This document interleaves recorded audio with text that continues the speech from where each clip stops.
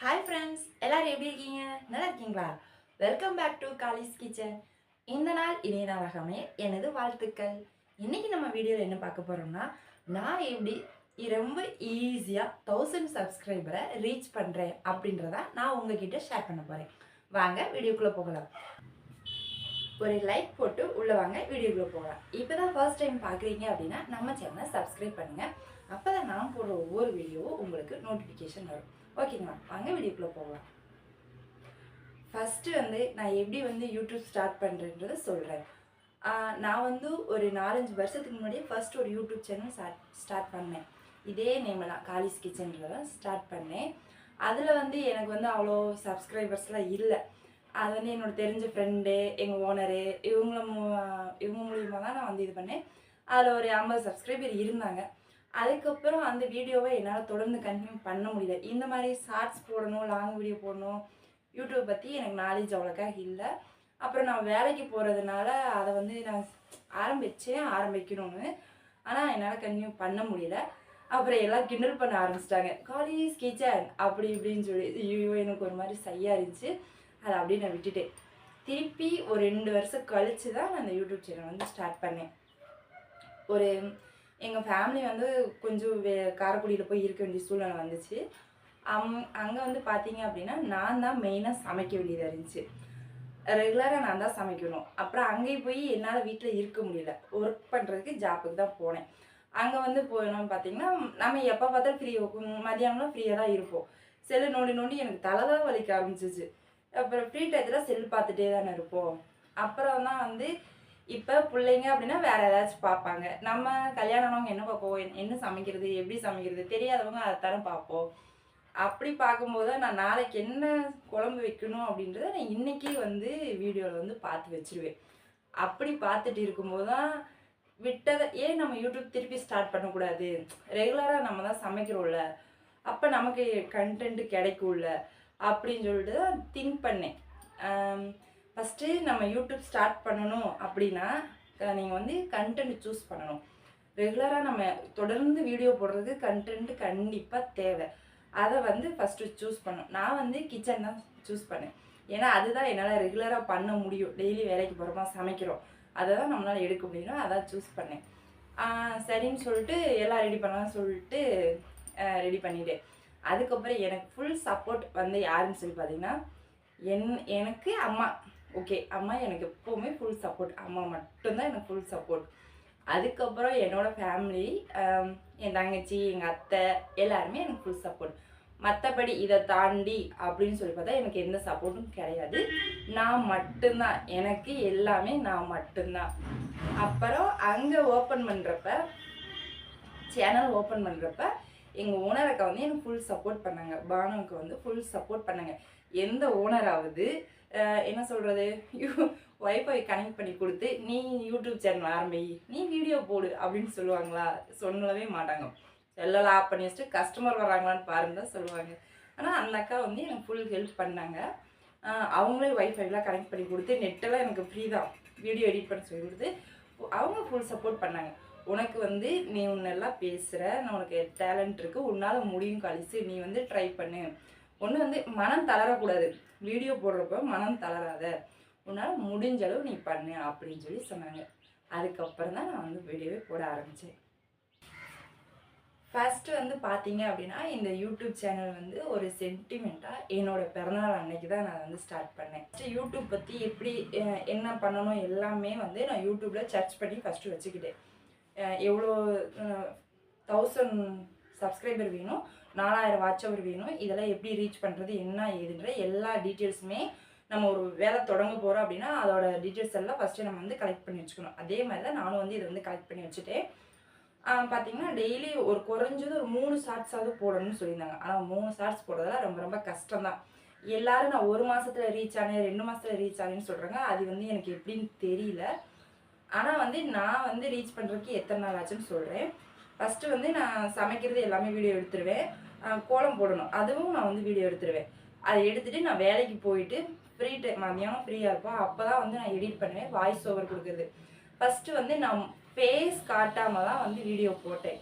Face காட்டாமல் தான் video போட்டேன். எனக்குள்ளேயே ஒரு அச்சீவ்மெண்ட் வச்சுட்டு இவ்வளோ இதை ரீச் பண்ண தான் நான் ஃபேஸ் காட்டுவேன், இவ்வளோ இதை ரீச் பண்ண தான் நான் ஸ்டாண்ட் வாங்குவேன் அப்படின்னு சொல்லி ஃபஸ்ட்டு வந்து எல்லாமே எடுத்து இது பண்ணதுக்கப்புறம் நான் 50 சப்ஸ்கிரைபர் ரீச் பண்ண தான் ஸ்டாண்ட் வாங்குவேன்னு சொல்லி ஒரு இது வச்சுருந்தேன், ஒரு தாட் வச்சுருந்தேன்.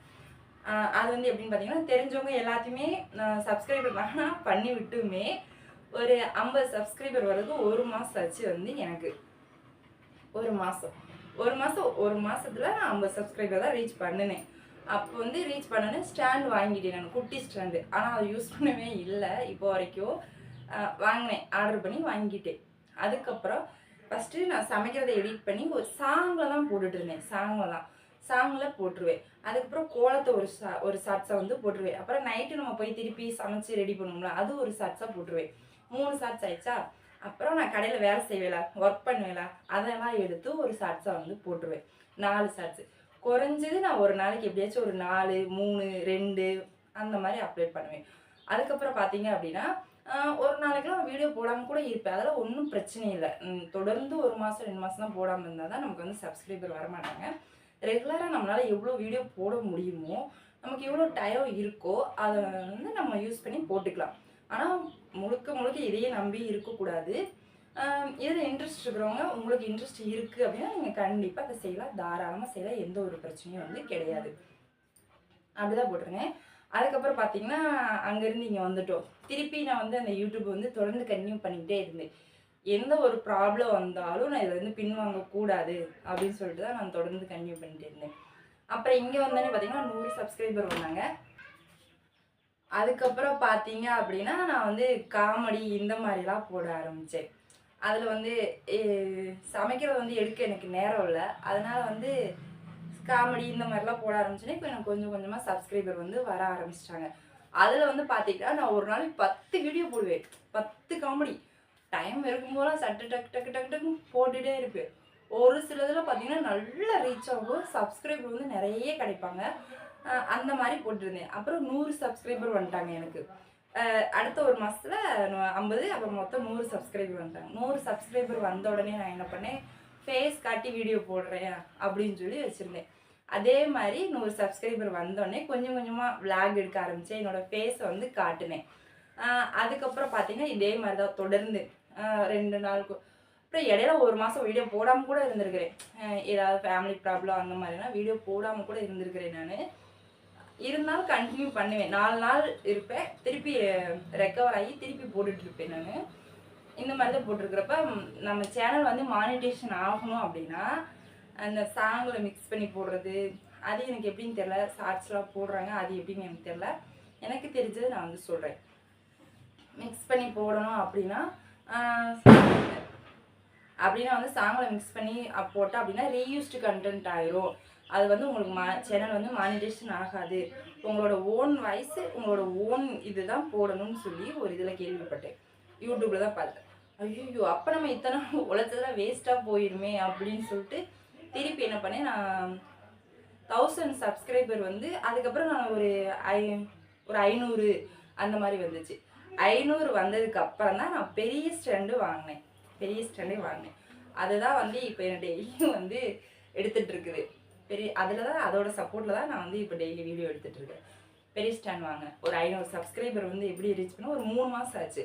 500 சப்ஸ்கிரைபர் வந்து ரீச் பண்ணதுக்கப்புறம் நான் அந்த காமெடி இதெல்லாம் போட்டதுக்கப்புறம் நல்லா ரீச் ஆச்சு. நல்லா கமெண்ட்ஸு இதெல்லாம் நிறையா வந்துச்சு. சப்ஸ்கிரைபர் வந்து ரெகுலராக கூட்டிகிட்டே இருந்தாங்க. வியூஸ் போச்சு அப்படின்னா உங்களுக்கு சப்ஸ்கிரைபர் வந்து கூடுவாங்க. அதுக்கப்புறம் நான் 500க்கு அப்புறம் வந்து காமெடி போடுறத நிறுத்திட்டேன். விளாகே போடலாம் அப்படின்னு சொல்லிட்டு. அதுக்கப்புறம் நான் வீட்டில் சமைக்கிறது அம்மா சமைப்பாங்க. இருந்தாலும் கொஞ்சம் நான் வந்து விளாக் எடுத்து அதை வந்து ஃப்ரீ டயத்தில் வந்து இப்போ நான் வந்து வீட்டில் விளாக் எடுப்பேன். பஸ்ஸில் வந்து எனக்கு 1 hour ட்ராவல்.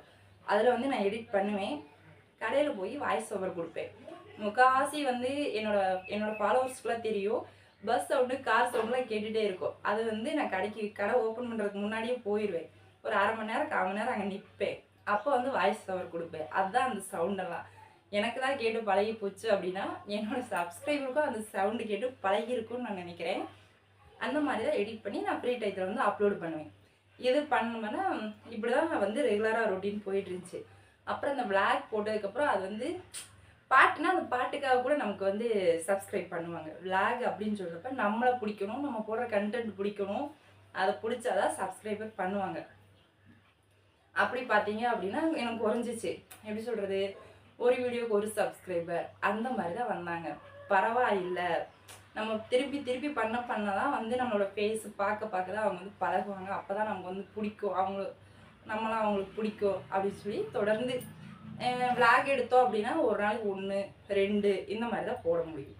அதனால் நான் பரவாயில்லன்னு சொல்லிட்டு இந்த மாதிரி தான் போட்டேன். போட்டால் ஒரு கிட்டத்தட்ட ஒரு எப்படி சொல்கிறது 6 மாதம் ஆச்சு. 6 மாதத்தில் நான் வந்து 1000 சப்ஸ்கிரைபர் வந்து ரீச் பண்ணிட்டேன். 1000 சப்ஸ்கிரைபர் வந்து ரீச் பண்ணிட்டேன். ரொம்ப ரொம்ப சந்தோஷம் தாங்கவே முடியல. நான் குயிக்காக போய் இது பண்ணுறத விட அது யாரும் நம்மளை கண்டுக்க மாட்டாங்க. கொஞ்சம் கொஞ்சமாக ஸ்டெப் பை ஸ்டெப்பையாக போட்டால் தான் நிறுத்தி நிதானம் யாருப்பா இது அப்படின்னு சொல்லி பார்ப்பாங்க.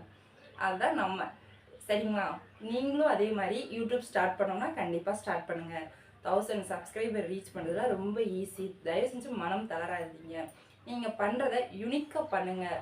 மக்களுக்கு வந்து சூப்பராக காட்டுங்க. நீங்களும் 1000 சப்ஸ்கிரைபர் வந்து ரீச் பண்ணலாம். நான் எப்படி 6 மந்த்தில் 1000 சப்ஸ்கிரைபர் ரீச் பண்ணேன். நீங்கள் இதே மாதிரி நல்ல முறையாக போட்டிங்கன்னா எவ்வளோ சீக்கிரம் ரீச் பண்ண முடியுமோ அவ்வளோ சீக்கிரம் ரீச் பண்ணலாம். 1000 சப்ஸ்கிரைபர் ரீச் பண்ணுறதால ரொம்ப ரொம்ப ஈஸி. இந்த வீடியோ உங்களுக்கு பிடிக்கும்னு நினைக்கிறேன். இதே மாதிரி யூஸ்ஃபுல்லான இன்னொரு வீடியோவில் நான் அவங்க வந்து மீட் பண்ணுறேன். இந்த வீடியோ பிடிச்சி நான் லைக் பண்ணுங்கள், ஷேர் பண்ணுங்கள், மறக்காமல் நம்ம சேனலை ஃபாலோ பண்ணுங்கள். ஓகே, பாய்.